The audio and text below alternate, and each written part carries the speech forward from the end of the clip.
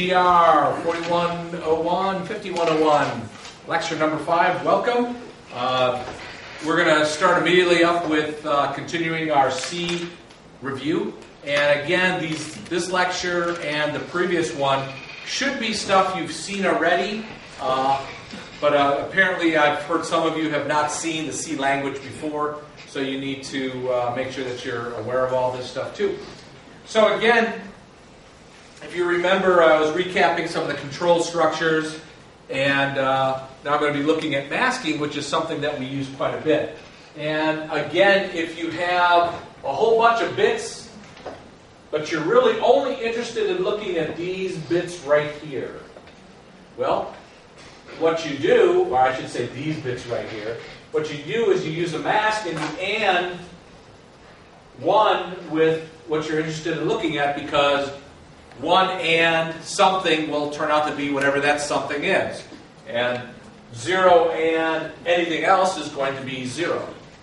So the nice way to just identify these bits right here is to just AND it with 1, 1, 1, 1, 1, 1.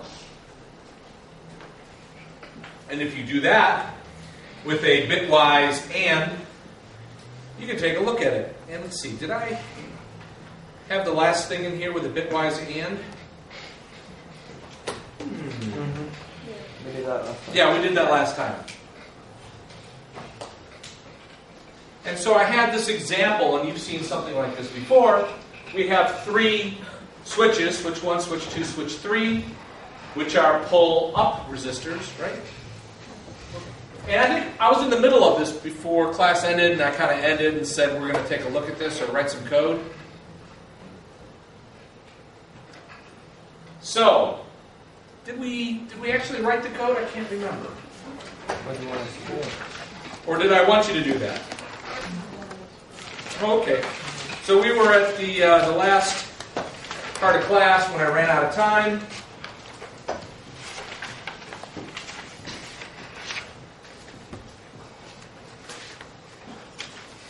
So based on our data up there, here we have data is whatever our port is, and we're going to read the port. We're going to convert it into an integer and put it into data. Now, how many bits is data? All right, are you sure?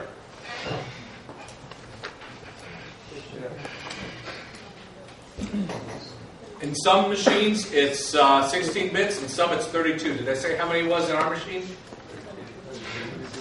I don't remember if I said it. I think I said I'm going to check into it, didn't I? You're saying yes, I'd say I'd check into it, or yes, I said it was 32? Okay, the answer is 16. So, for our compiler, they call a word an integer is 16 bits. A long integer is 32 bits. But does it make a difference in this case, in the code? Does it make a difference how wide it is? No. Because our device is, or our thing here is an integer, and in this case, we convert an individual bit to an integer and save it. So we let the compiler worry about how wide it is. And then all at the same time, well, there we go. We're going to worry about the entire byte, convert it into an integer, and store it. So it doesn't matter if the integer is 32 bits or 16. We're storing it as an integer, whatever is needed. And so I had the other question is, now this was on slide number 18, which is I think where I left off, and I said we're going to talk about this. So, then I mentioned that I might have something wrong on my data here. So, if not data and 1, so is this a correct to say switch 1 pressed? So I think we're going to need to take a look, and is it going to be, is it good, in fact, will that do it, or will it give us a problem if anything else is pressed? That'll be fine. Okay, so if we change that right there, here's hoping I can actually do it on the screen. All right, today we can do it. How's that? You like that? So if it's not that, because remember, if we're pressing the button, it's going to be 0. So 0 and 1 is going to be 0. We take the not of it. So if true, then we're going to print. So if this switch is not being pressed, it's going to be 1 and 1, which is 1. Then you take the opposite of it, which will be false. So we'll drop down to the next sentence, or the next line.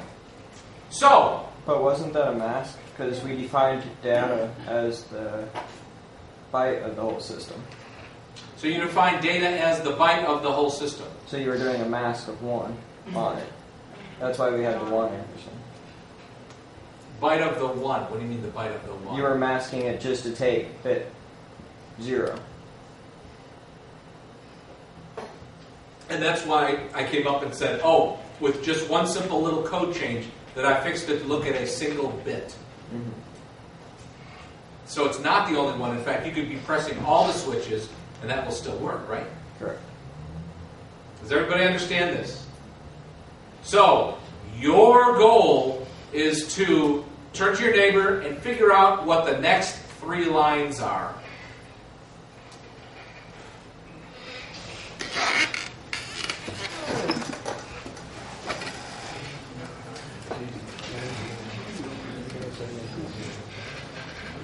So there's, I should say, 3 lines. This if, and this if. So I recommend strongly that you talk, look at this. They're talking over here. Model students. There you go. But you're sitting up there alone, you should talk to somebody.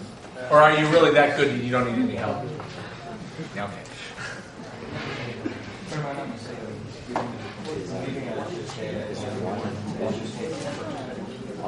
The lowest bit. Yes. Like bit 0. Because what if we haven't masked all the other bits out? That is Oh yeah, it'll mask out. That's one. Correct. Like data equals 1, 0, 0, 0, 1. So for switch No, the question is, right now, data, if we're assuming that we've read it in, right? button 3, it's 4. If you press nothing, what is going to be in data? It's going to be 7. If not, data and If nothing is pressed, data will contain 7. And if you do a 1, right? Because that's why. And if you press on button 1, data will be like we didn't have data will be 6. we didn't have a void. If you're pressing switch 1, So we change it to. it will not be 111. It will be 110, which is the value of 6. But 6 and 1 is 0. For the previous slide. Yeah, I mean I have it. Okay, so Now what if you have 7? then it's false. Because you do a 1. It's 7 and 1, which is equal to 1, and you not it. Is 0. Okay, which is false. Okay, let me go back. For this to execute, Yeah, it has to be 1. this has to be 0. Yes. Correct? Yes. When will this be 0? When it's 6. When this is all zeros. I'm saying if you leave it as just 1 and not double in. Then it's true and false. And Well, I mean, you're only going to read in the first. Anytime data is 0, just value 0. That will be the only time that this expression right here, data single ampersand 1, that will be the only time this is ever 0. That means you're pressing down all the keys. I'll bring it up. Let me bring it up. I'll show you on a sheet of paper. Is everybody quiet because you're wondering what's going on up here, or you're done? All right, here's a good example. Let's look at this.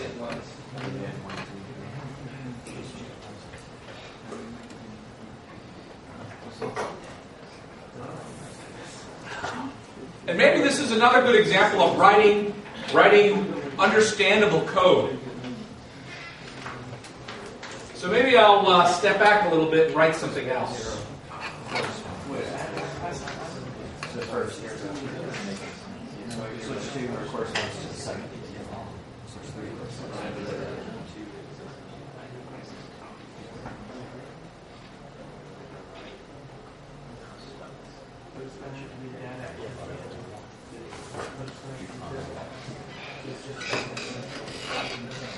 So, do you agree that I could do this? Data is equal to int port 1 dot port dot bytes and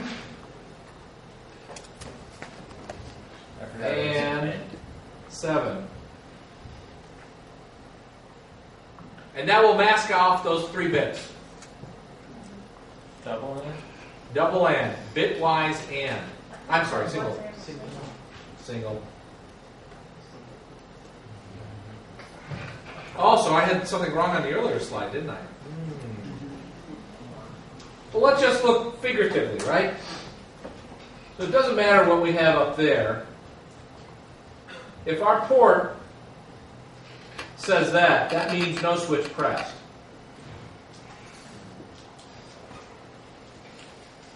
Basically, data is equal to 7. If it's 110, switch 1 pressed, data equals 6. 101, switch 2 pressed, data is equal to 5. 1, 0, 1, 1, switch 3 pressed, data equals 3, and then you get all the other variations, right? And I'll just, as one example, 0, 1, 0, so you have switch 1 and switch 3 pressed, data equals to 2.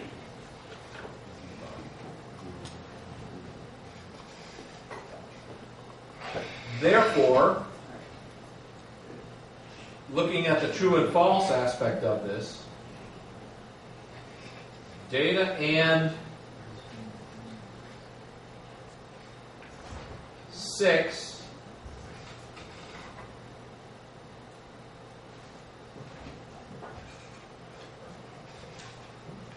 I'll give you 110. Depends on what data is. I'll give you your second and third.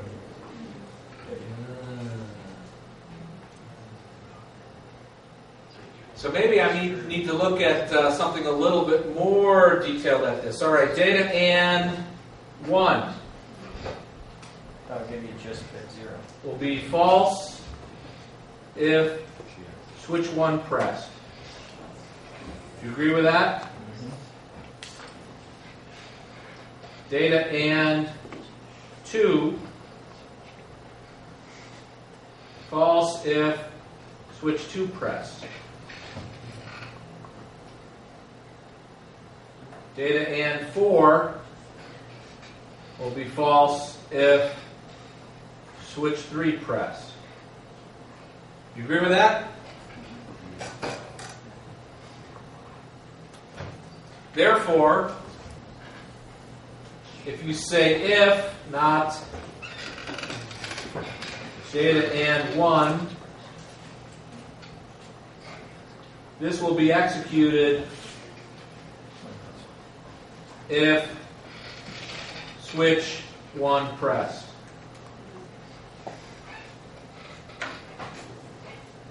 You agree with that?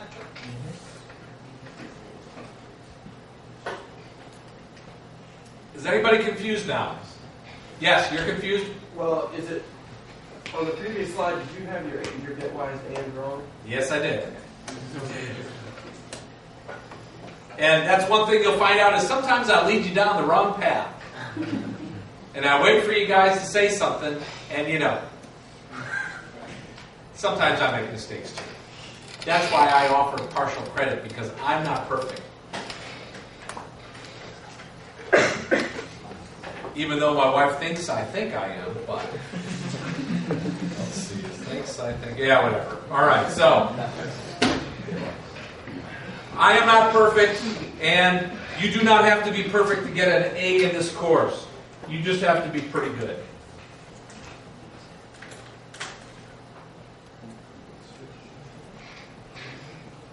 All right, go on. I think I could leave to you, the rest of this.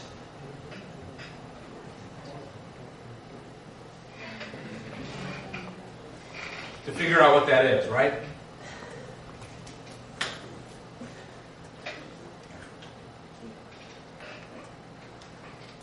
So, let's go back here.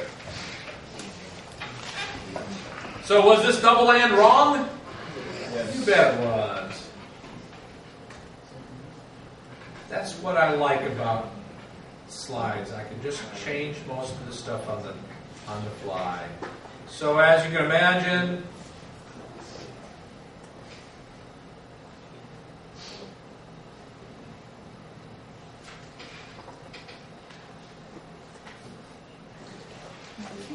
and this will be 4. And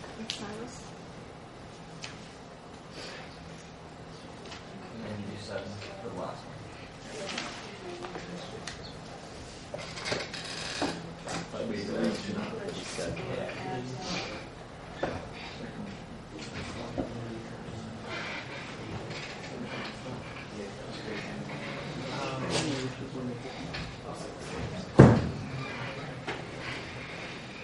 If data equals 7, right? Nothing is pressed.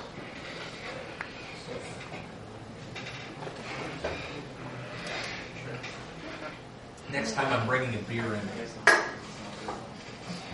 Yes, sir? Can we also bring a beer? You may. Okay. I have lots of beer in the refrigerator in my lab.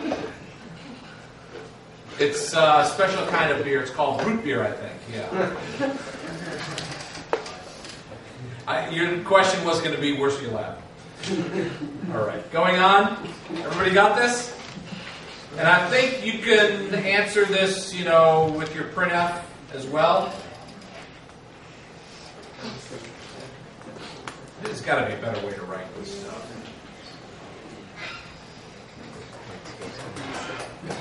This is not working. I give up. All right. Printf, switch, whatever. All right, going on. Have I talked about this? Oh, I did it in the other class. Sorry, not this one. I did. Oh, yeah, uppercase, lowercase. So, as you can imagine, if you want to change from a capital letter to a lowercase letter, well, this is 41, and lowercase is 61, so you can just literally add the value of 32, which is 20 hex, or you can OR it with a 20. To convert from lowercase to capital, you could subtract, or you could AND it with, what does this say? D.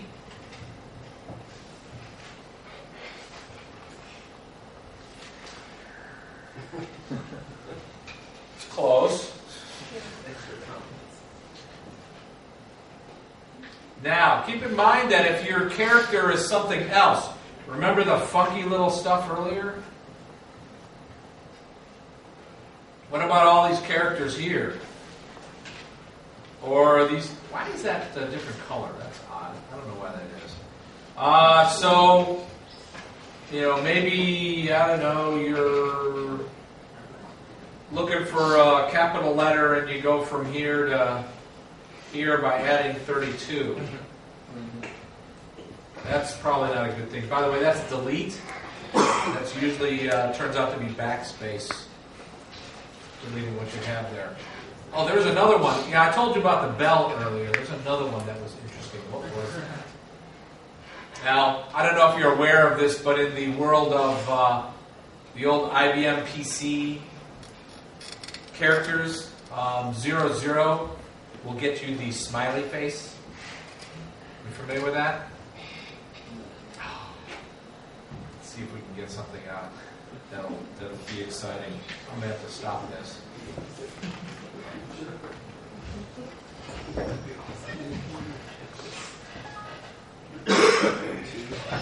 Squirrel, yeah, just as usual. I get a little bit distracted.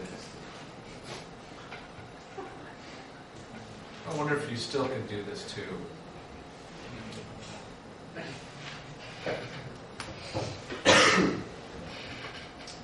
Let's see.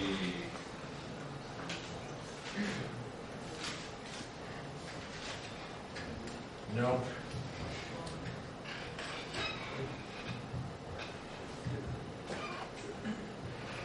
No. Used to be you can get all sorts of wonderful little characters if you, maybe you can do it in Notepad. Holding down the Alt key and pressing something on the keypad. Yeah. Spent hours and hours trying to find all of them.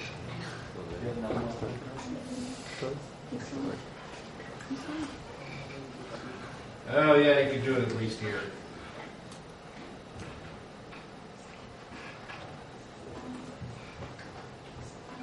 Oh well. I got distracted. Squirrel.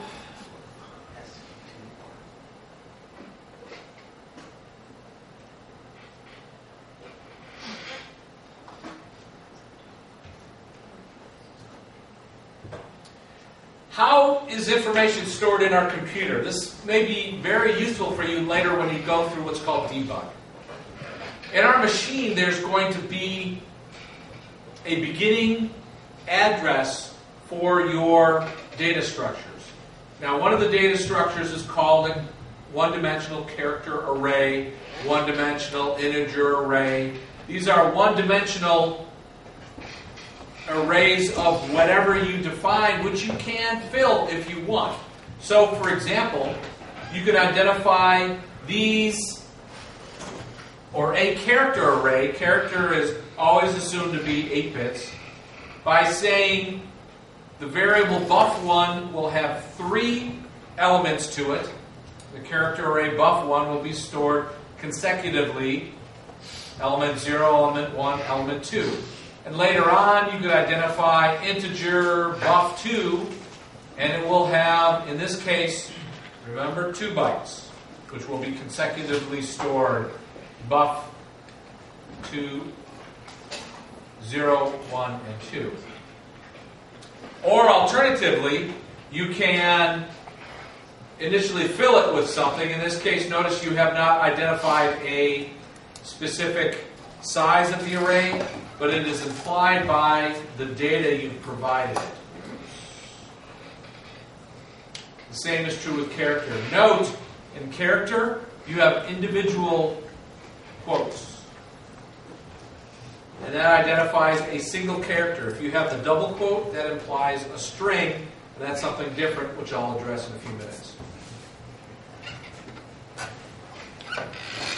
And oh, by the way, in this case, nothing is assigned, and in this case of this assignment, it actually is filled, and you can start using it.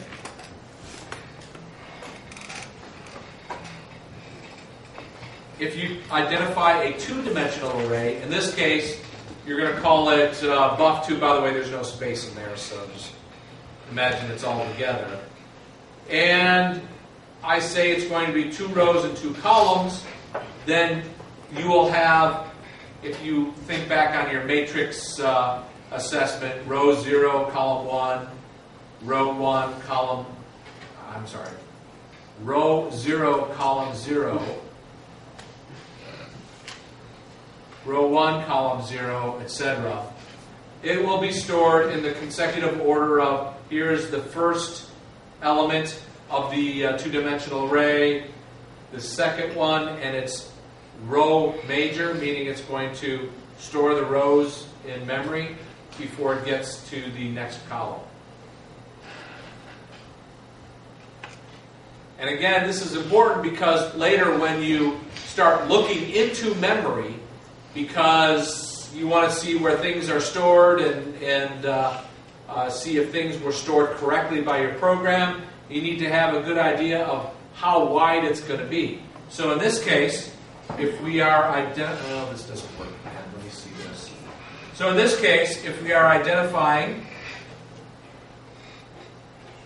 that we have a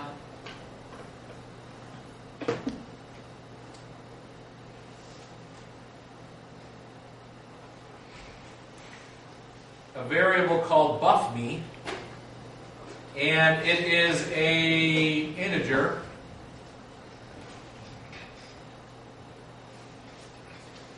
and it is going to be 100 by 20. How many rows? 100. How many columns? How much space will this consume? 4,000.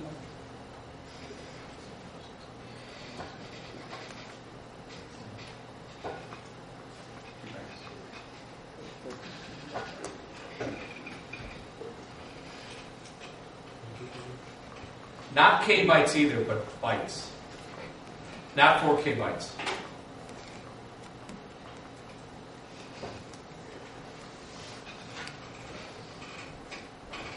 This is kind of hard to write with a mouse. Pointers. How many of you know pointers inside and out? You want to teach us? Because I'm not good at this. Okay. Nah, it's tough. Tough concept. So let's take a look at, best way is to look at an example. And let's say I have memory that starts at 600 hex. And I'm going to identify this variable right here. By the way, is this a local variable or a global variable? All right, so it'll be local to main. If this calls a subroutine, will you be able to see I and J? No. It's only visible inside the main subroutine. So, we identify I and J, which are integers, and we're going to give it a value, 4 and 3. By the way, we're identifying P1 as an integer, as a pointer variable, which will point to an integer. And that's the important thing, is that when you see int star, that means that this is going to point to an integer value.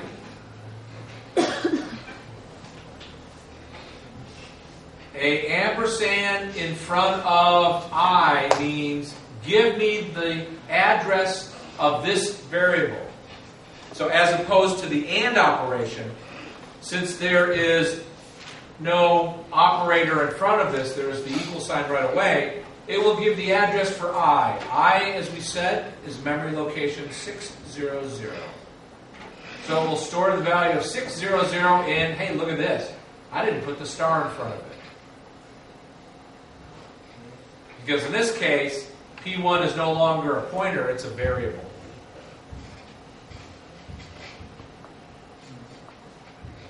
Same thing with this right here.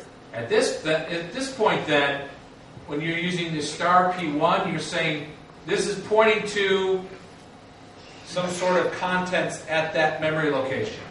Where is this memory location? It is at 600.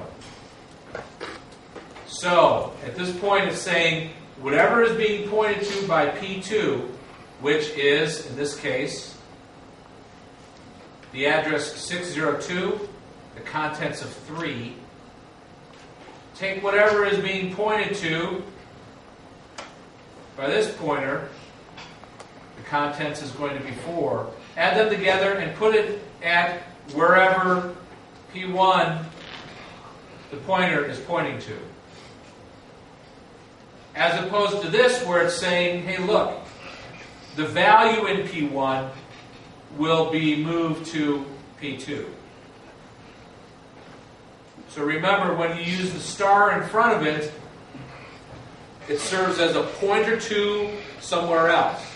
If you don't use the star in front of it, it's saying that this is a variable value, whatever is at that location. If there's anything that you learned from today, it is page 22 on the notes. Make sure that you understand page 22 on the notes and are able to use that in not only your code, but any future test or quiz. Hint, hint. Maybe a quiz that is offered at 3:30 on a Wednesday. Which week? September 14th. Hint, hint. All right. Questions? What's the point? Oh, a pointer. Like, I really never understood the pointer, to be honest. This pointer. I'm a pointer. I'm a dog that points at stuff. That's a Well, pointer. I'm saying, wouldn't it be easier just to say I is equal to I plus j? Oh, would it be easy? I is equal to I plus j? Yeah, that would be good, except the neat thing is, what we'll often do is we will change this. By the way, what if I were to, not here, what if I were to say P1 plus plus?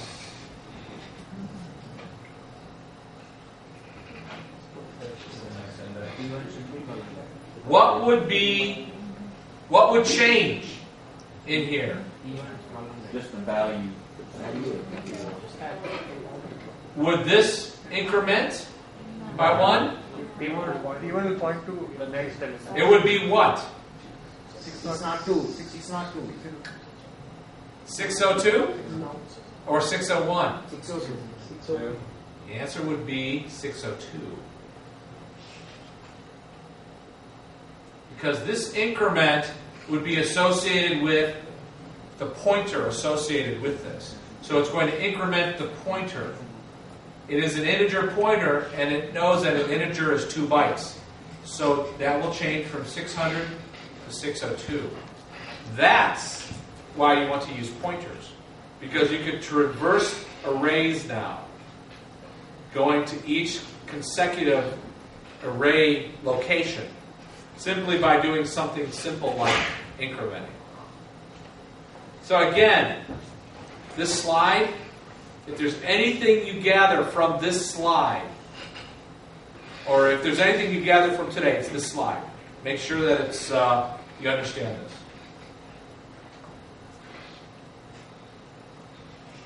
In fact, here we go. This is on the next slide, where I give another example. Makes the pointer advance to the next element. And again, it's the next element. So if it's an integer, as is right here, it goes to the next one. Same, P plus plus, P minus minus. And again, this says the memory at location P put the value of 3 into not what the pointer is, but what the pointer variable points to. Which just kind of really screwed everybody up, right? The example, again, combine the what you have learned or what you saw on the previous slide and this slide will give you a good reminder of how to use pointers. Now again, there is a nice little function called size of. And in case you don't know what the size of an integer is, and you have to know, you could just say size of put the value, what you're looking for. Is it an integer? Is it a float? Is it a character? Is it a long word? Is it a long integer? And you can put it inside of there and it will return to you what the size is. In this case, the function size of with integer passed in will return the value 2. It's just telling you how big is an integer, 2 bytes. Oh, it says it's a C macro. I said function, I meant C macro. And actually, this is done by the compiler. Everybody get this? By the way, look at this. Ampersand A said, give me the address of variable A. Oh, by the way, it's the 5th element. Or actually, it's the 6th element, isn't it? Because it starts counting at 0. So you have elements 0, 1, 2, 3, and 4 in front of this.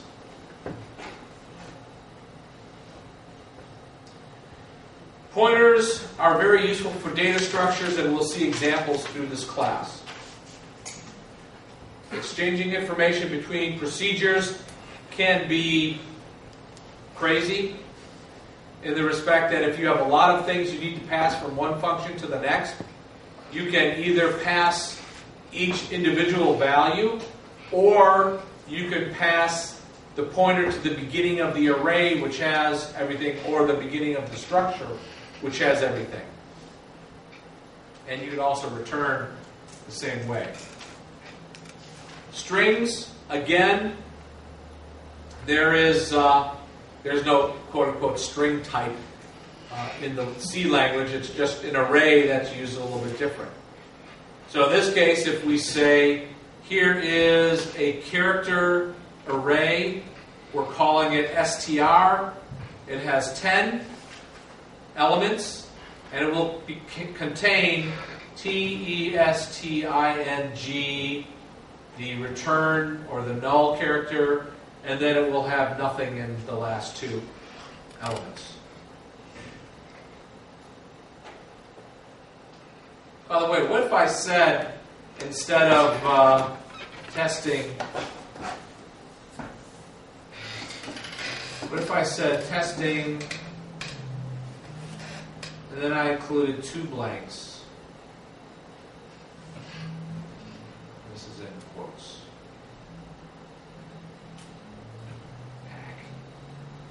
What would this look like here? Space, null. All right, testing. Then this would be blank. This would be blank. And this would be my null character.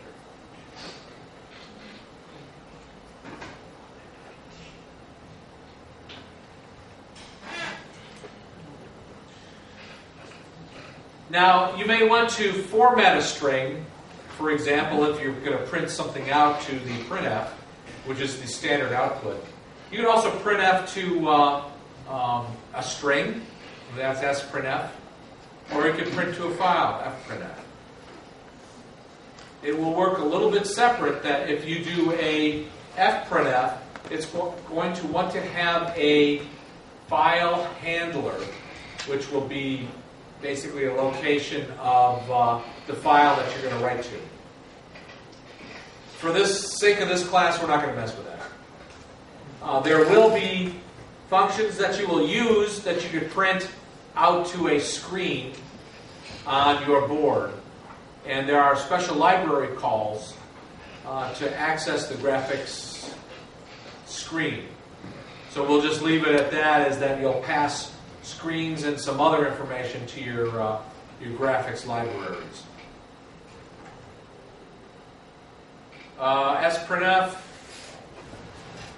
Oh no, I'm in trouble. This is when I start to bore myself during lectures. I'm sorry. So let's hope I don't do this. All right, so here we have the ways that you can format your output. %d is a decimal. By the way, you could add digits to this to say how wide you want it. or floating point, or unsigned hexadecimal integer, a single character, or a null terminated string. And the best way to look at this is an example.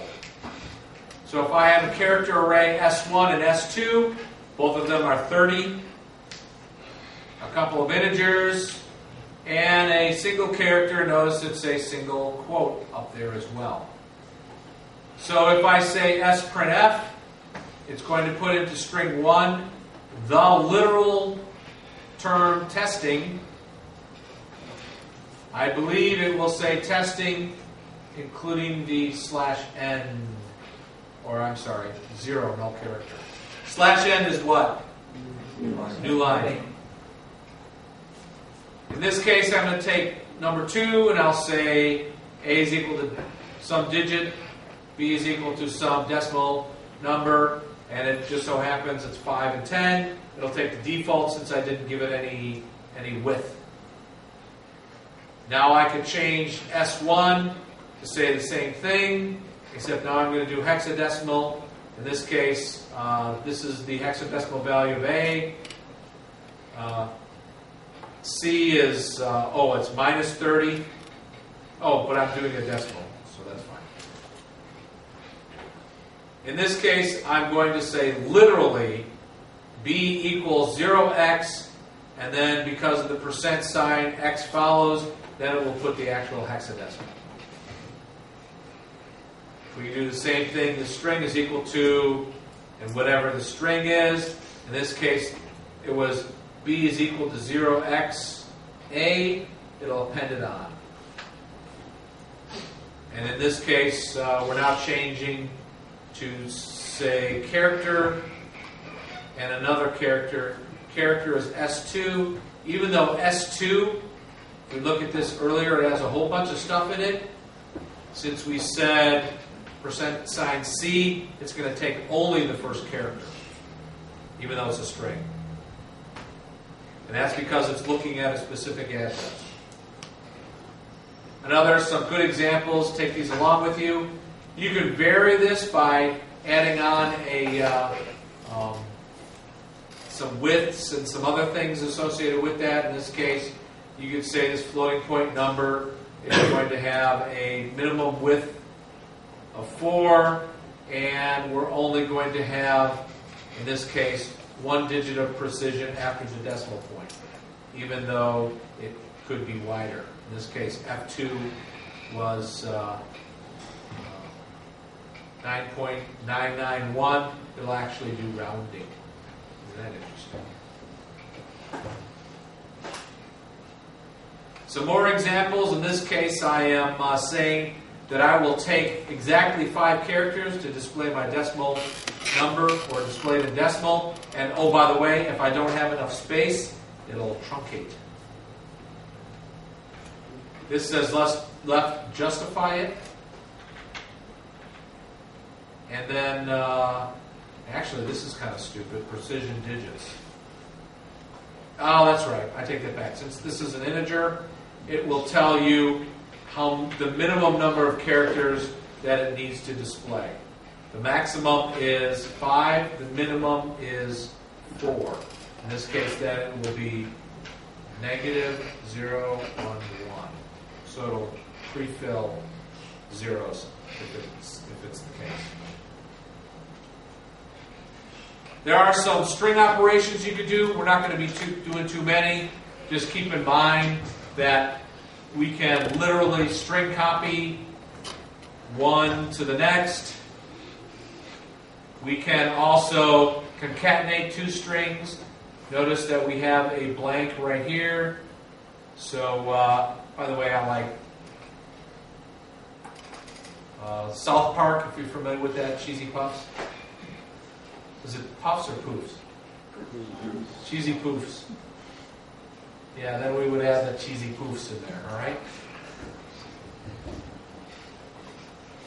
For those of you who are not familiar with the TV show South Park. I think everybody watches it. Oh, yeah, you get it in India too? Oh, I bet you that's causing Gandhi to roll in his grave, right? All the internet, I think. Oh, internet, that's right. You can see it on Hulu or anything else like that. What are you laughing up there for? Nothing. Did I say Gandhi rolling in his grave? Right? Oh, heck, for that matter, Lincoln's rolling in his grave. Oh, nah, Lincoln would enjoy that. And again, in this case, string cat, you're going to concatenate n characters of this string. 1, 2, 3, 4. These are just examples of things that you can concatenate together. You could also compare two strings.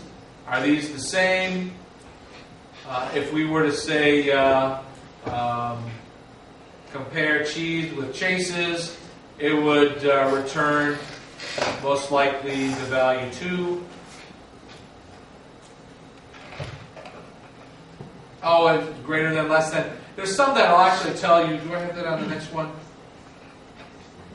Exactly, yeah, where the thing is found. Okay, so this string comparison, are they the same? 0 or non-zero? And then in this case, you can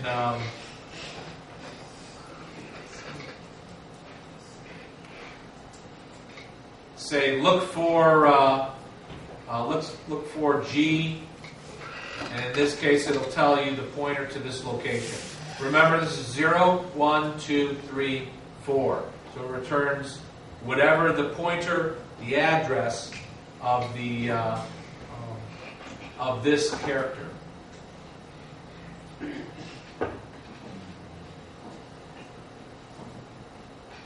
And some other examples.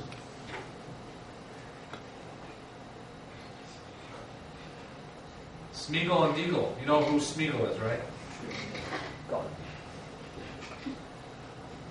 In fact, another reference to a movie reminds me of something my son just showed me. He took a picture of last week. There's a picture of R2-D2 and C-3PO in, I think it was over in the Prospector. And it's on a little sheet of paper like this. And it shows the picture of the two robots and says, "Have you seen these droids?" And then there's those little tear-off things at the bottom, and the little tear-off thing says, "These are not the droids you are looking for." For those of you who have no idea what I'm saying, you need to be watching some Star Trek. Star Wars?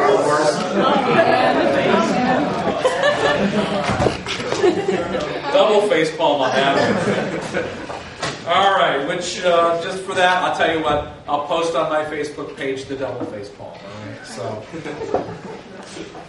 All right, dynamic allocation in C. Man, this stuff is just so dry. I know, but I want to get through this so that we understand and everybody's on the same page. Are we all ready? Everybody excited? Oh, yeah. Oh, yeah. I tell you what, I'm going to make everybody just stand up. Just, come on, just stand up, get some blood moving. Don't, you refuse to stand up, don't you? All right. You got some blood moving? All excited? Yeah. By the way, does anybody deserve a trip to the prize closet today? Who did something good? Have you got a trip yet? Yeah, you. Your name is? Abhilash. Abhilash? Yeah. Yeah, you were perked up. I brought some stuff with me. It's a, here we go. I love it. It's on film too. You can hold the world in your hand. You can have this little backpack which will hold your cell phone. Or you can have one of these other lovely parting gifts, a USB hub, non-powered. You want this last one? No, you want which of these three lovely parting gifts would you like? Third one. All right. By the way, did we ever know what happened to the inflatable world that you tossed around before? I have it. Do you have it now? Yeah. Okay. You didn't come to class one day. So, was that you who started it? No, he threw it. Oh, okay. So, Same thing. we're getting close. Actually, I think we got a long ways to go, so let me just go fast. Dynamic memory allocation. Imagine this. You're running an application and you have no idea how much space you need. What might cause an example like this? Let's say an answering machine, right? You have a digital answering machine. You have no idea how long a message that somebody leaves is going to be. So you can do one of two things. You can say, every single message that somebody leaves is going to be exactly 1 minute's worth of data. So that means if somebody calls up and says, hey Jim, call me, and click, hangs up. Of course, I don't know whose number it was or who the name is. Hopefully I recognize the name. But that short little 3-second message is going to take the entire 1 minute of space that you allocate. Which means now you're really limited to how much space you can allocate and use. Or you can just say, I will dynamically allocate. I'll have a little scratch buffer. I'll record it for a certain, up to a minute. And then I'll see how long is it really. And then I'll save that off in my storage area, my flash or whatever. And I've only used a small amount of memory. It's kind of like you do with a hard drive, right? Do you have a hard drive that says, let's see, my average size of a file is going to be 5 meg. So I'll only allocate 5 megs of file for everything. Does that happen? No, because if you have those little itty bitty documents that are 3K, it's going to take 5 meg of space. So you dynamically allocate by saying, okay, let me allocate or malloc a certain amount of space. And so, let's say you will allocate maybe space for a certain number of variables. So you can say, give me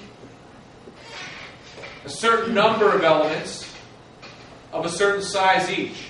And that would be a calloc. Or you can reallocate something that's been already defined. Or you can free it up later. One of the things you want to do is, if you allocate all of the space for messages, eventually you'll want to listen to them and erase them. So you'll need to free them up. The nice thing about this is that there's a pile of memory over there called a heap. And the heap is what you could use to go and grab additional space. So let's take a nice little example here. Let's say I'll create 2 pointers, integer pointers. And then I will allocate some space. So I would malloc. And in fact, this all turns out, how much space am I allocating? 2 bytes. It's 2 bytes. So now I have allocated enough space, and I put the value of 37 into it. All right, that seems like a kind of a useless use of it, right? But later on, you might have something that's a lot bigger. So even though each element is going to be size of integer, you're going to have a whole bunch of them. And what you will do is you'll allocate a whole bunch of them. Number of elements might be 2, might be 1,000, might be 1,000,000. Whatever you need. And then you could later add something in. Now notice what it does is when you do the malloc, it will return an address.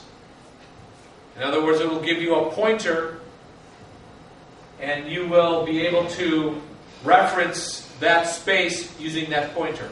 This is another reason why you need the access to a pointer. And then when you're all done at the end, you can just free it up. So let's look at an example, a voice recorder. This is our digital voice recorder that when we have a record switch, it'll sample the microphone, and when it's released, it'll copy it to a permanent buffer. So let's say I carry this around with me and I say, go buy milk or something like that. So I will, I'll press the record button, and then I'll start talking, and then I'll stop. Now that temporary buffer is just enough to hold the maximum length of what I have. So I'll want to save it off to someplace that's more permanent. So what I will do is I will say, okay, let me allocate some space. I already know how big this is, right? And then I will copy it over to this space. And this is then stored off. And oh, by the way, I want to keep a list of all of these recordings. So I will create a data structure called a linked list. I'll say my list is going to include this element here.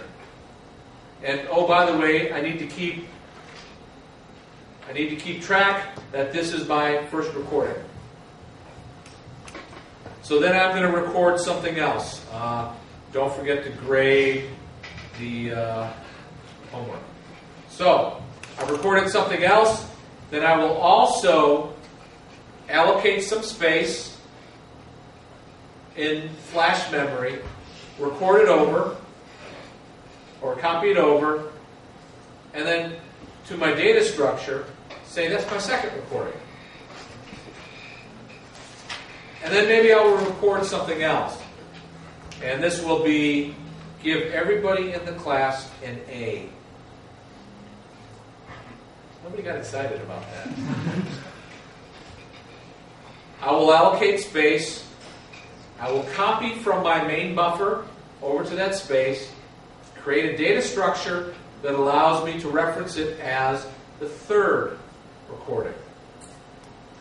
Now this is a recorder that I could go back and I could play things and I could delete them. So I may say, okay, let me delete the second recording. Well, what I could do is I can actually free that space, and since I don't need that space anymore, I will remove the data structure and any reference to that recording, and then my third recording actually becomes my second recording. And so that's a process that you could use with the C programming language. And in fact, to do that, you would define a structure that would say, remember this right here? We need to identify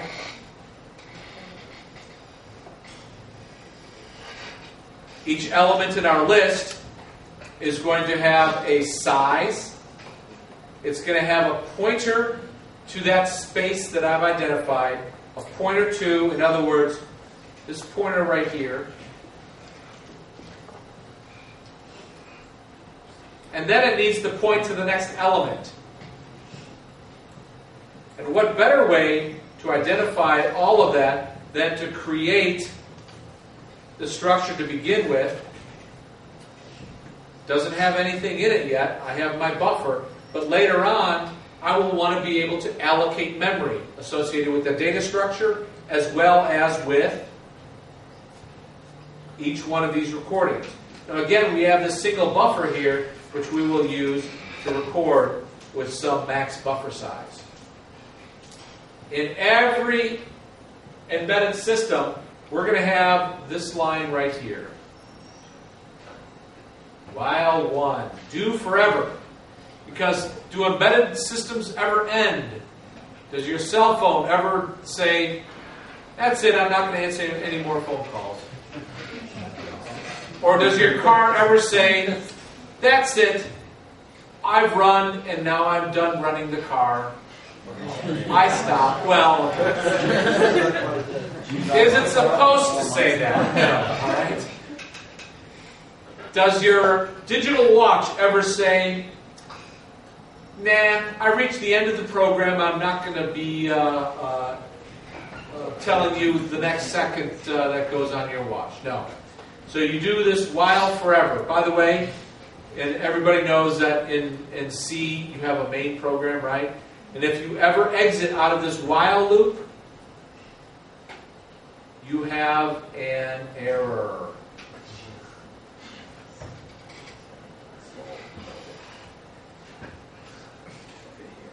So, oh man, I'm going to go into another lecture on this, aren't I? I think what I'm going to do is now I've set the wonderful situation for how we're going to do this recorder, and we will leave this for the beginning of next class, and then we'll continue with chapter 3. Now, thank you very much. I'll say the end of the recording, so if you can turn that off, but I got